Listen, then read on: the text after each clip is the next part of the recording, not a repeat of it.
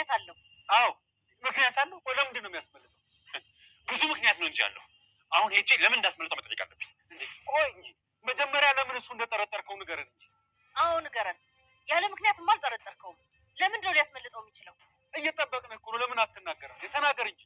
እንደውም እሱን ተውት፣ እኔ ራሴ እነግራቸዋለሁ። አይሆንም ርብቃ፣ አይሆንም ብዬሻለሁ። አይሆንም።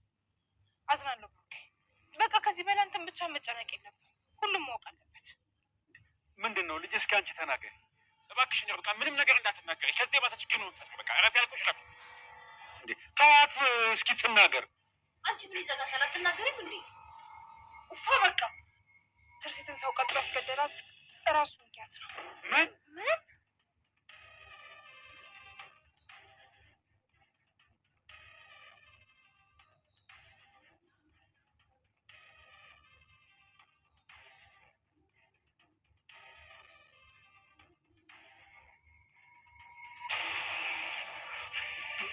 ተይ እንጂ ሆነሻል። ተረጋጊ እንጂ። ምን እያደረግሽ ነው? ዝም ብላ አታስመሳይ።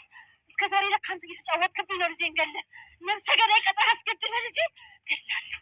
ሚኪያስ ገላለሁ። አረ ወይዘሮ ሩት ተሳስተሻል። ምንም አላደረኩም እንዴ። ዝም ብላ አንተ አውሬ ገላለሁ፣ ገላለሁ። አረ ተረጋጊ። እሺ በቃ ደስ ይበልሽ። ከልዕልት ጋር ነው። ስለዚህ ከኔ ጋር ትሆናለህ ማለት ነው? እኔ እንደዛ አላልኩም። ቆይ ከልዕልት ጋር አብሬ ያልሆንም ማለት ከአንቺ ጋር ሆናለሁ ማለት ነው እንዴ? ከሁለት አንዳችን መምረጥና መወሰን አለብህ። እሺ አሁን ውሳኔን ንገረኝ። ከአንቺ ጋርም ሆነ ከእሷ ጋር ምንም አይነት የፍቅር ግንኙነት እንዲኖረኝ አልፈልግም። በቃ ውሳኔ ነው። እንደሱ ብሎ ነገር የለም። ከኔ ወይም ከእሷ አንዳችንን ትመርጣለህ። ውሳኔ ነው። ከሁለታችሁም ጋር ሆነ ግን አንቺ እንደምትይው ከልዕልት ጋር ያለኝ ግንኙነት በፍጹም ማቆም አልችልም። አንተ ከጉድ እኮ ነው ያወጣኝ። ከጉድ ነው ያወጣኝ። ምንም አይደል። ለማንኛውም ራስን ጠብቅ። ሰላም ደር። እንኳን ደህና መጣችሁ ወደ ተወዳጁ ካያ ድራማ። ካያ ድራማ እንግዲህ ከባለፈው ክፍል እየቀጠለ በዛሬው ላይ እንግዲህ በጣም ብዙ ነገሮች እየተፈጠሩ ይገኛሉ። የትርሲትን ሞት ተከትሎ ዛሬ ላይ ድረስ የገዳዩን ማንነት አለመታወቁ በጣም አሳሳቢ ጉዳይ ከሆነባቸው የቤተሰብ አባሎች ዛሬ እንግዲህ እውነታውን ያወቁ ይመስላሉ። ቤቱን ትርምስምስ አድርገውታል። ምክንያቱም ደግሞ የታገተው ሰው በመስኮት ዘሎ ወጧል በማለት ፍለጋ ሲያደርጉ ነበር።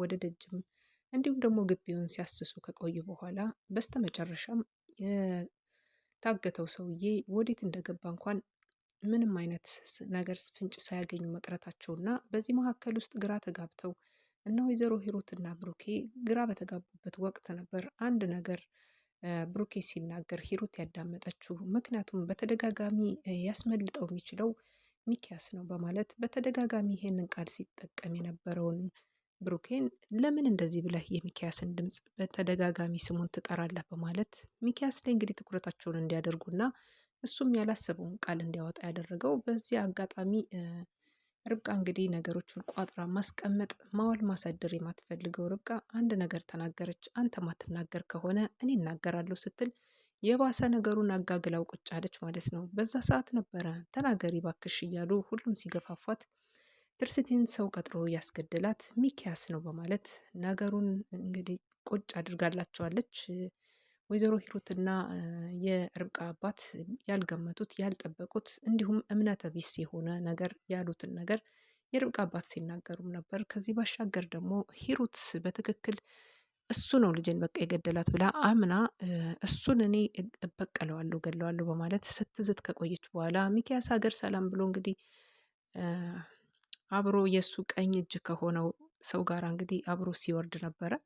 ይሄ ፖሊስ የተባለውም ሰው ዋና ኮማንደሩ እንግዲህ የሚኪያስ ቀኝ እጅ ሆኖ ገንዘቦችን እየተቀበለ እያንዳንዱ ነገር ስራውን ከሰር ሆኖ የሚሰራለት እሱ እንደሆነ የታወቀ ነገር ነው።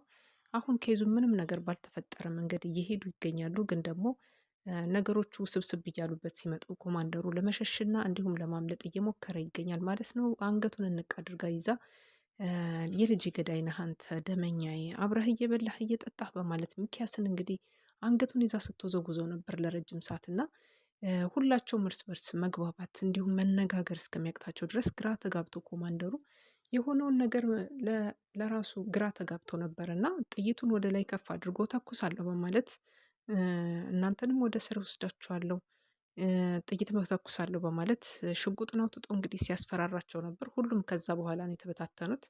እኔ ሚስቴን አልገደልኩም፣ እንዴት እንደምወዳት ታውቂያለሽ፣ ከእኔ በላይ የተጎዳ የለም በማለት ሚኪያስ እንግዲህ የማስመሰል ቃሉን ጣል ጣል ሲያደርግበት ሁላቸውም እንግዲህ ይሄን ነገር እምነት እንደሌለው በደንብ አድርገው ያውቁ ነበርና አንተ ነህ ያስገደልካት በማለት ብሩኬ እንግዲህ ልፍ እያለ ቃላቶችን ሁሉ መጣል ጀምሯል ማለት ነው።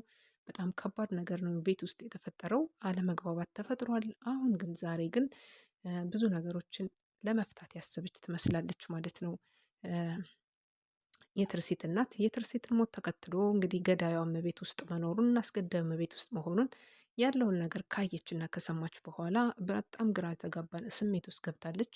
ልጆቼን ይዤ እንግዲህ የምሄድበት መንገድ ቢኖር አንድና አንድ ከሚኪያስ የጉርብትና ወይም ደግሞ የአባትነት አሳዳጊ ፍቃዱን መንጠቅ አለብኝ ስትል ቃል በቃል ተናግራለች ማለት ነው። እንግዲህ ይህን ነገር ደግሞ ልታደርግ የምትችለው በአንድም በሌላም በኩል ፍርድ ቤት ሄዳ ያሳደጌ መብት እንዲሰጣት ጥያቄ ልታደርግ ነው ማለት ነው። ከክፍሉም ገብታ የተለያዩ ወረቀቶችንና አንዳንድ ነገሮችን ስትወስድ አይተናታል ፋይል።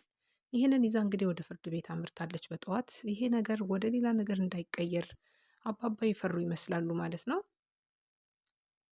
ይህንን ሁሉ ተከትሎ ወይዘሮ ሂሩት እንግዲህ መጀመሪያም ቀድሞም ለገንዘብ ፍቅር ያላትን ነገር ሁሉም የሚያውቁት ቢሆኑም ዛሬ በተለየ መልኩ የሄደችበት አቅጣጫ ምንን አስመልክቶ ነው የሚለው በጣም ከባድ ነው። ምክንያቱም በልጆቹ ሀሳባ አሁን ላይ ሁለታቸውንም ወንዶች ባዶ እጃቸውን ልትገላቸው ልትተዋቸው ያሰበች ትመስላለች።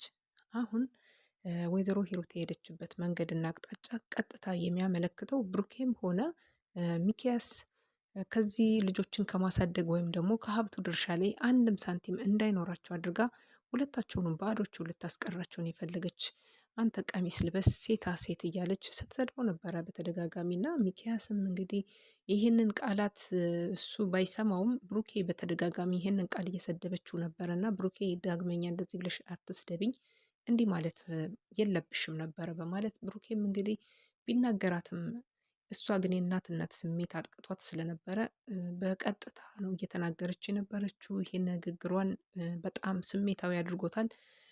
ገዳዩን እንግዲህ አንተ አልተበቀልከውም፣ ስለዚህ አንተ የኔንተን ሱሪ እኔ እለብሳለሁ፣ አንተ ቀሚስ ትለብሳለህ እያለች እንግዲህ ማስፈራሪያዋን ዱብ ዱብ ስታደርግበት እሱም ግራ በተጋባ ስሜት ውስጥ ሆኖ ይሄን ነገር ህግ የያዘውና ወንጀለኛውን ደግሞ አሳዶ እንደሚደርስበት እንዲሁም ደግሞ የራሱ የሆነ ስልታዊ ምርመራ እንዳለው ሊነግራት ቢሞክርም እንግዲህ ህይወት አንተ ገለህ ተበቀል እያለች ትገኛለች ማለት ነው። ምክንያቱም ከንዴቷ አንጻር ነው እንጂ የገደለ ገደል ሳይሆን ለህግ ማቅረብ እንዳለባት እና አባባም ቢናገሩ እነሱ አላዋቂ ተደርገው እንግዲህ በእሷ ምላስ ሲሰደቡ ነበር ያመሹት።